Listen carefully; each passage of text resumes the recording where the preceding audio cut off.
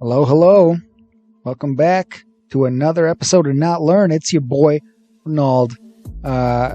Look, so we got to talk about Jujutsu Kaisen, ladies and gentlemen. The hype train is here.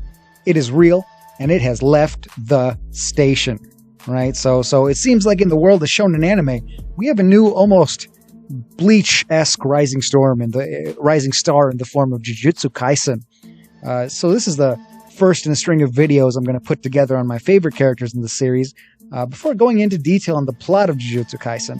Now, I'm going to tell you right off the bat that we're going to go into spoiler territory pretty hard here, and that includes both anime and manga spoilers. So note that right now we're at anime episode 19 and manga chapter 139. And so we're going to cut off like mid-video before we start getting into manga spoilers. So first off, we'll just be, anime spoilers.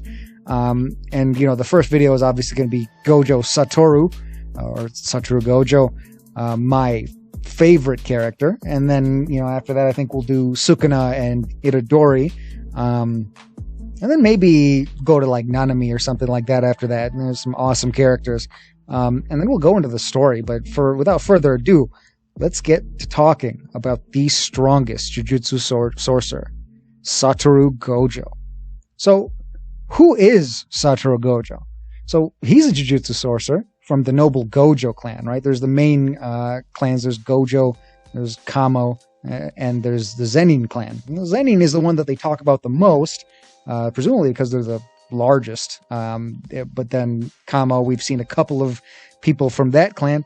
Gojo is really, really special for a lot of reasons. One, because he's literally the only member of the Gojo clan, which is interesting. You got to wonder how that actually happened, right?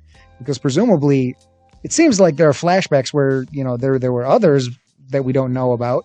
But how did he become the only one in the clan? That's going to be an interesting question they're going to have to answer at some point. But what really makes him special is that he was born with two of the Gojo clan's main curse techniques, the Limitless and the Six Eyes. So more on that in a minute. We're gonna delve into those powers, but truly the significance of Satoru's very existence cannot be overstated. I mean, at first he's just introduced as being the teacher for first years at Jujutsu High, and that it gives you a false sense of just him being a regular character. But later after Yuji merges with Sukuna, the King of Curses, whom we'll do an episode on shortly, like I said, Gojo describes himself as just crazy strong, which to me initially just sounded like bravado, but over time has proven to be a dramatic understatement. Indeed, he'd later go on to say that if Sukuna regained all of his powers, he'd give Gojo a run for his money, but he was pretty confident that he'd still win. Now, as things go on and we discover how ridiculously powerful Sukuna is, this at first seemed like, once again, like it had to be just bravado, but it was probably in question whether he was actually stronger than Sukuna. But once we got to the manga arc that details more of Gojo's powers, I honestly started to believe him when he says that he truly could maybe beat Sukuna. We'll have to see. A straight fight between the two may well go to Gojo, though we're not really sure just yet. But frankly, if he beats Sukuna, it'd be totally believable. I mean, we see repeatedly that Gojo often offhandedly says things like, how about I just kill all of the higher-ups? Presumably including all of the strongest sorcerers in Jujutsu society. He says these things without any sense of irony or humor or anything. It's just taken as a given that he could massacre the head of the entire society whenever he so chooses. They are the higher-ups, essentially, because he allows them to be, right? He's just that strong. Our first demonstration of Gojo's power comes with his brief skirmish with Sukuna in the very beginning in the anime, which I actually think was done better in the anime than the manga. But I don't really count it as it. He didn't even use any of his curse techniques with Sukuna's power level at the time. The first real demonstration of his power came in the form of his fight with Jogo, a being estimated to be something like 8 or so of Sukuna's fingers by Geto, but the second one that the community has lovingly dubbed him Geto. Of course, this isn't really a robust example of what he's capable of, since, once again, he's not really even trying here either. If Jogo is 8 of Sukuna's fingers, and Gojo can beat all 20 plus, well, it's just not even half of his power that he was using. And frankly, it was so effortless that, yeah, I believe it is not even half of his power. And Jogo points out how unconcerned he is at the beginning of their fight, and Gojo just goes with it. He's like, yeah, no sense of impending danger at all, because frankly, Gojo is never really in danger. And by the way, props to the mangaka, what is it, Gigi Akutami? I don't know how to say his first name, Akutami, on how well he pulled off Gojo as a character. You'd think that such an OP character might get boring, but Gojo's personality makes him so interesting, and we're always, to some extent, wondering how much of his bravado he can actually back up. And all throughout, his sense of humor really does keep us liking him as a character. And so there you have it. I mean, Satoru Gojo is an overpowered noble who's inherited 2 incredible curse techniques passed down through the Gojo bloodline that makes him basically like a Mugen Ichigo level character who's present at full power right from the beginning of the show. Now, what exactly are these godlike powers of his, the 6 eyes and the limitless? Well, to begin with, you gotta understand that Gojo's powers are so ridiculous that he's basically a walking plot device. When he shows up, the fight is basically over. The short story is that his powers seem to be borderline local omniscience and being straight up invincible and able to kill everything effortlessly. And if you're anything like me, you might start off thinking that the author is writing himself into a corner. And you know what that means. Either this isn't addressed and the stakes get progressively lower as we realize how the plot device works, or it gets addressed and the whole plot kicks into overdrive.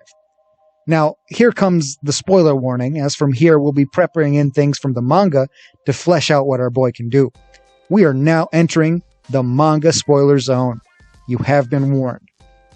As you know by now, Gojo gets sealed as part of Getu's plan to bring about an age of curses and end the age of humans. The plan is shockingly simple. Get Sukuna on your side and incapacitate Satoru.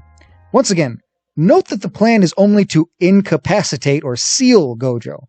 With all the prep time in the world, there's basically no feasible plan to kill the man, despite that being what everyone wants to do. And there's no plan to kill Sukuna, not only because he's the king of curses and therefore they want him on their side, but also because they can't kill him if he wanted to. A fact that characters like Jogo and Mahito actively realize as the story progresses.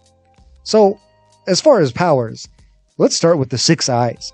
As we know the least about this power at this point, anime episode 19, manga chapter 139, and therefore the discussion, I guess, will be the shortest. To start with, the 6 eyes seems to be something to do with the observing things on like a molecular level, or some such anime bullshit nonsense. Basically, Satoru has some kind of like local omniscience for things in his line of sight, and even things behind him, as evidenced by, Toji not being able to sneak up on him, although, once again, we don't know the specifics. So even a badass like Toji Zenin, I guess Toji Fushiguro as he goes, is impressed with the 6 eyes, as without cursed energy whatsoever, nobody else in the world can sneak up on them, or nobody else can see him sneaking up on them, unless you're Gojo fucking Satoru. Despite the Infinity being his most prominent battle power, the 6 eyes are cited by cursed users when they refer to the threat he represented, even from the moment he was born. In fact, it's stated that even as a child, there was a massive bounty on his head, and that his mere existence changes the entire balance of power in the Jujutsu world. Just him being alive means cursed users are fucked. Possibly the 6 eyes threat comes from allowing him to use the Limitless in an unreasonably optimal way that really allows it to live up to its name, just giving him unlimited power. So what then is the Limitless? Well, the Limitless has 3 main forms: the Infinity, Blue, and Red. When he combines Blue and Red, he gets the imaginary technique Purple, a technique known only to some previous heads of the Gojo family. On top of this, Satoru can also perform his domain expansion, Immeasurable Void, or, Limitless or Infinite Void, depending on the translation. I like Immeasurable myself, I just think it sounds cool. And this is basically an extension of the Limitless ability, so we'll discuss it as such. So the first form is the Infinity, a power that Gojo explains to Jogo during their battle as being like the problem from the tale of Achilles and the hare. Instead of things moving in a normal fashion at a constant rate, objects blocked by the Infinity are forced to move in an exponentially slow fashion. Like instead of a fist advancing at Gojo at say a meter per second, right, at just a constant rate, it is forced to move like 1 inch, then half an inch, then a quarter inch, and so forth, with progressively less progress being made over time. It imposes a weird artificial mathematics on reality that technically doesn't stop an attack all the way, but keeps it from ever hitting all the same.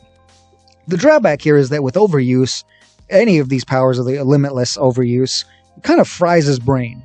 Now, initially, as we see in the Plasma Star Vessel arc, like the flashback arc, he starts out having to choose targets as well as turn it off and on manually, but would later gain the ability to automatically choose targets based on things like mass, speed, etc., while always having it on.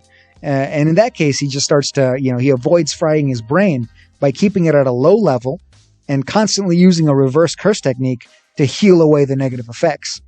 In other words, after that arc, he's invincible. So at this point, when you use the story of JJK starts, he's basically invincible, as far as we know. The only thing he explicitly says he has a hard time with, which I imagine will become a major story point later on, is poisons. Given that Sukuna is the prince of poisons and the king of curses, we'll see how far that goes. Now, what's up with those other two abilities granted by Limitless, red and blue? To put it simply, they are repulsion and attraction, respectively. Red is a point of repulsion, an inversion of blue fueled by positive curse energy that is apparently twice as destructive, as basically used to just blast people away when he points at them. Battle for him just becomes like a point-and-click shooter game, basically. So, then what's blue? Basically, this is a reinforced version of the Infinity technique with negative curse energy, which basically creates a vacuum, which is explained by Satoru as a manifestation of like a -1 apples scenario. Once again, imposing this weird artificial mathematics on reality that just draws everything in. This is either a spot technique that looks almost like red, or when he uses max energy output in a move called Azure Glow, a field technique that works almost like Shibaku Tensei from Naruto. He does try and do a thing called Red Glow, presumably a field version of red that would probably just blow away the friggin' world in front of him during the Star Plasma Vessel arc, but it doesn't work when he tries it then. Perhaps in the present day he's ironed out the kinks, but we haven't quite seen that yet. And then comes Purple, the imaginary technique, which I believe we just saw in the anime. Produced by colliding blue and red into each other, explosively canceling each other out, and wiping out large swaths of the world in the process. He nearly one-shots Hanami, the weird, special grade Earth spirit that's basically a manifestation of the entire Earth's ecosystem or some shit. I don't know, some shit. He basically almost one-shots him with that. Short of his domain expansion, this is basically his trump card. Functionally, it seems to function as a wildly OP version of Red. And lastly, his domain expansion, Immeasurable Void. A guaranteed hit technique like other domains, it is likely the single most sophisticated domain in all of Jujutsu Kaisen. And as such, it's likely to cancel out any other domain he comes across. It drags out all the mental functions of its target, overloading them with infinite inputs and forcing them into a mental and physical standstill, to the point where he can literally stop them in their tracks. He uses this to brutal effect on Jogo. Like so. I mean, fuck, dude, that's nuts. And on top of that, when the special grades force him into a corner with human hostages, he uses a 0.2 second version of it to stun the normies without killing them, and he still comes out on top. Which brings us to the present chapters in the manga. As those of you who are up to date with the manga know, Satoru is currently sealed within Prison Realm, thus providing the perfect out for the mangaka, and allowing him to write himself out of the corner that he seemingly put himself in when he created such an OP character. I mean, that's fucking perfect. I mean, that's the perfect move for that. So that honestly gives me so much faith in the storyline of Jujutsu Kaisen going forward, because the writing is just so top-notch so far. So far, there really haven't been any truly unsatisfying character resolutions or plotline assholes, in my honest opinion. And honestly, that pretty much wraps up our current knowledge of Satoru Gojo, the strongest Jujutsu sorcerer. Until he's released from Prison Realm, it seems we'll have to settle for that. I don't know about you, but I can't wait to see more of Satoru Gojo. And that brings us to the end of the video, ladies and gentlemen. I hope you enjoyed it. Drop a like if you did. If you would like to see more of these videos, which we'll do a good number more, I think I'm going to go through most of the storyline all the way up and just follow it a little bit. And, you know, a couple more character vignettes before I do that. And then we'll go from there.